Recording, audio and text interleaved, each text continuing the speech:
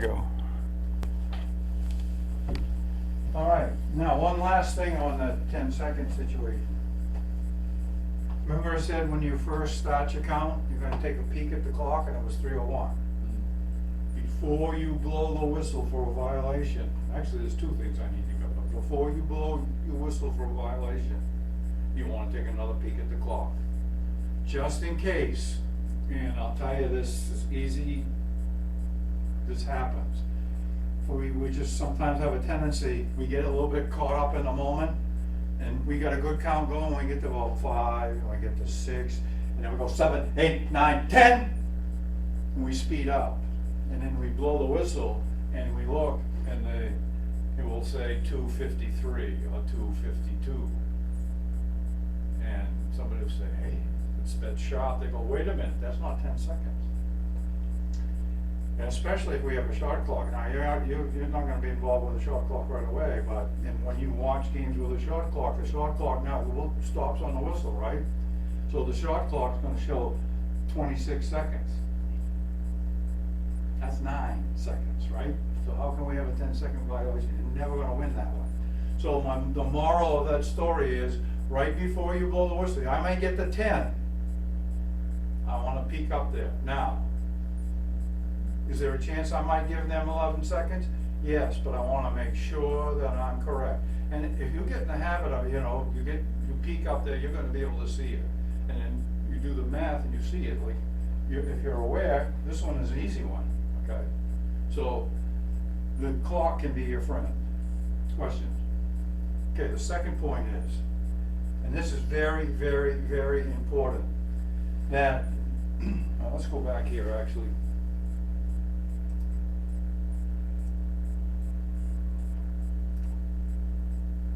I can't stop in time.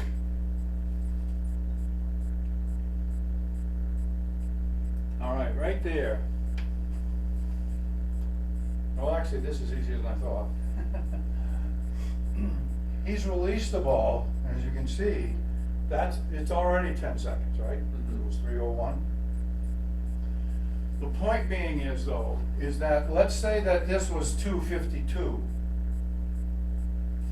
The tendency will be for you to stop your count because he's thrown the ball. But remember, it's when it gets front court status. So all that long distance is part of the 10-second situation. Now, there's a reason why I bring that up. How can I do this? Now I'm just gonna state it. On a 5-second throw-in count, when does the count end? When contact happens. When? Contact. Are you sure? As soon as they release the ball. Once it's released, right? So you see the difference? So if I've got an out of bounds, I've handed the ball off and I step back 1001, 1002, 1003, the ball is released, I stop the count. On the 10-second backcourt count though, until it gets into the front court, I gotta continue. So it's two different animals. Very important to understand that, okay? We good? All right, let's move on. All right, screening. Screening is pretty difficult. And, now I won't say it. I'm gonna run through some various different types, and even at the middle school level, you may run into some of these. And some of them are by accident, but it doesn't matter if it's by accident. If it affects the play, then obviously we gotta know what the rule is, and if it's illegal, we gotta put air in the whistle, okay? All right, so a couple of things to note in regard to screen. First of all, I think you all know that the screen can't be moving. It's gotta be stationary. Okay, there's no such thing as a legal moving screen. The second part of that though is there's gotta be contact. So you might, if I go up the screen Sarah and she starts to go this way and I start to move to cut her off, if she widens out on her own choice, then that's not an illegal screen, even though it may look like it. Or I may be like this, I may be stretched out like this, or I'm gonna exaggerate a little bit, but I may be like this. Now, obviously, this is not a legal screen, but it's not illegal unless it affects, there's contact and it affects the player's ability to play defense. Okay? So, those things come into play.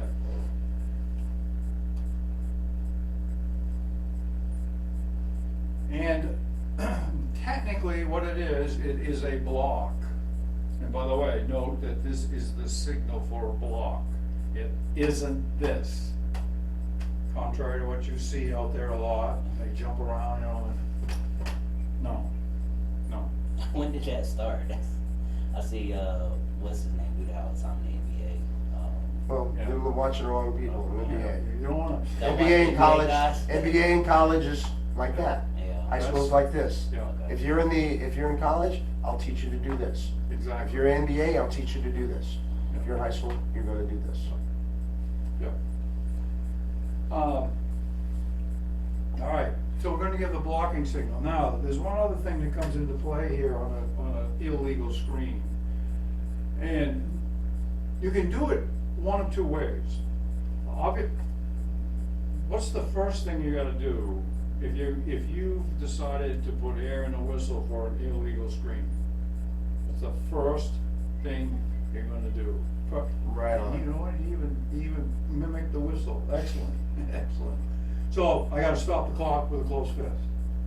Now, here's where it gets, I still struggle with this. I still practice this, believe it or not, in front of the mirror.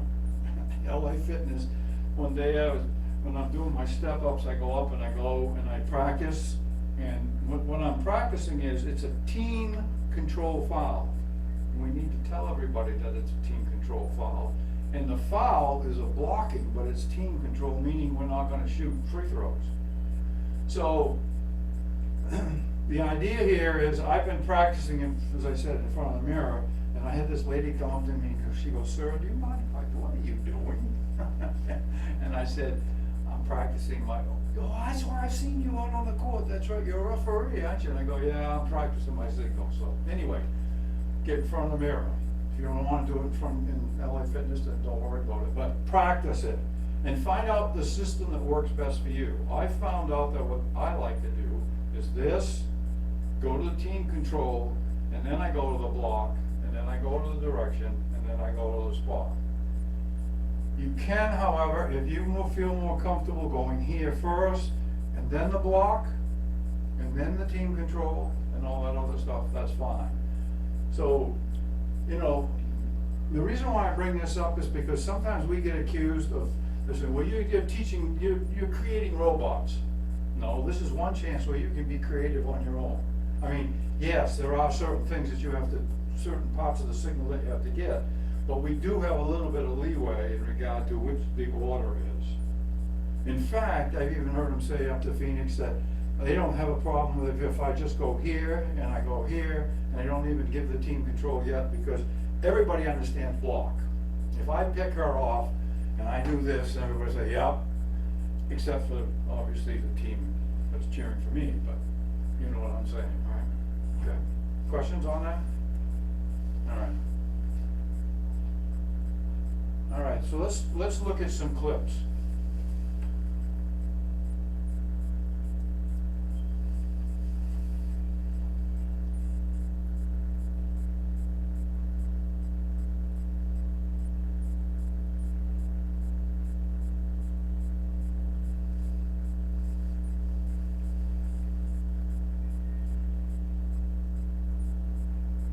And let's look at it again.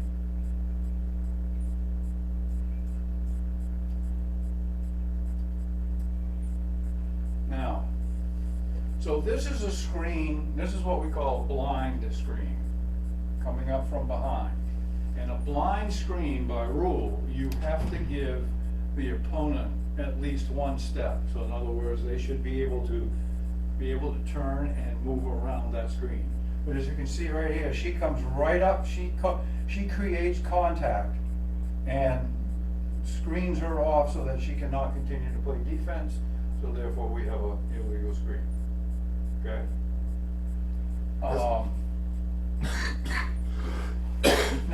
Jeff, let's stand up, Go ahead. okay? So you're guarding me off in this, right there, okay? Now I come up here, this is a blind screen. If I come up here, I don't need to give time and distance. Good You point. can see me, okay? That's the difference between blind screen, you gotta be able to step, versus the screen here, you can see me. You can be right up against it. That's nice, I'm glad you brought that up. So in other words, if the screen is in the visual field of the player, it's just short of contact. Just short of contact. But in this case, that clearly is not in the visual field, so as a result, that's illegal. Now, first of all, we okay with the screening part of it? Yes. All right, I'm gonna try to kill two birds with one stone here. Now let's talk about